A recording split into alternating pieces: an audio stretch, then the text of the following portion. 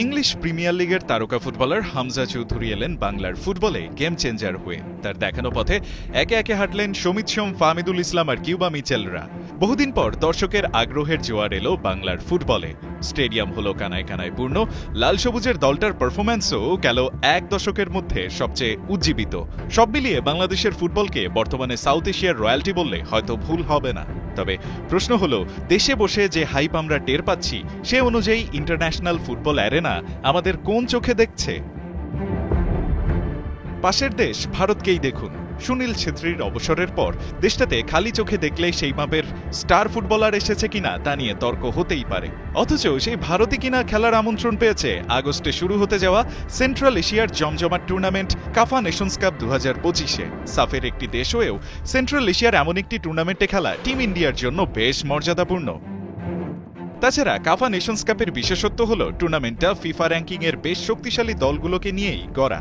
আর south এশিয়ার দলগুলো যেহেতু নিয়মিত বড় দলের বিপক্ষে খেলতে পারে না, তাই এমন একটা টুর্নামেন্ট খেলা ভারতের জন্য এশিয়ান কাপ বাছাইয়ের আগে এনেছে নিজেদের ইমপ্রুভ করার দারুণ এক সুযোগ।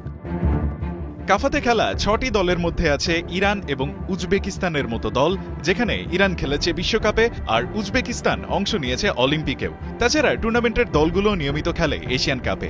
একই গ্রুপে থাকায় ইরানের মতো বিশ্বকাপে খেলা একটি দলের বিপক্ষে খেলার সুযোগ পাচ্ছে ভারত। স্ট্রং অপোনেন্টদের বিপক্ষে এমন একটা টুর্নামেন্টে অংশ নেওয়াকে ভারতের মিডিয়াই দাবি করছে এএফসি এশিয়ান কাপের বাছাই পর্বের আগের প্রস্তুতি হিসেবে। ভারত যেখানে সেন্ট্রাল এশিয়ার দলগুলোর বিপক্ষে খেলার পাশাপাশি এশিয়ান কাপের আগে সুযোগ পাচ্ছে নিজেদের শক্তিমত্তা যাচাই করে আরো উন্নতি করবার, সেখানে বাংলাদেশ দলের হাতে নেই এমন কোনো আমন্ত্রণের চিঠি। উল্টো খেলতে হবে নেপালের সাথে।